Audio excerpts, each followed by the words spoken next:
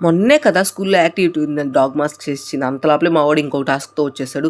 ఏంట్రా నాయనా మళ్ళీ ఈసారి ఏం చేయాలంటే గూడు దాంట్లో ఉండి పిట్ట అది పెట్టే గుడ్డు కావాలని ఒక రిఫరెన్స్ పిక్ చూపిచ్చాడు. నాయనా నేను చేయలేనురా ఓపిక లేదన్నా కూడా మావోడు నా బుర్రలో స్ట్రా ఏసుకొని గుజ్జంతా లాగేస్తాడు. వీడు పెట్టే టార్చర్ కన్నా ఇది చేసేయడమే బెటర్ కదా అని చెప్పి ఆ మూల, ఈ మూల ఉన్న అట్టపెట్టెలన్నీ లాగేసి ఆ గూడు, ఆ పిట్ట సంగతి ఏందో చూద్దామని స్టార్ట్ చేశాను. మనం ఏది చేసినా కోసింత పర్ఫెక్ట్‌గా చేస్తాం గదా! అందుకే. అప్పుడే మనకి సాటిస్ఫాక్షను, మన బుడ్డోడికి కూడా సాటిస్ఫాక్షను. ఫైనల్‌గా పిట్ట అది పెట్టే గుడ్డయితే రెడీ అయిపోయింది. ఇంకా దాని గూడు రెడీ చేయాలి.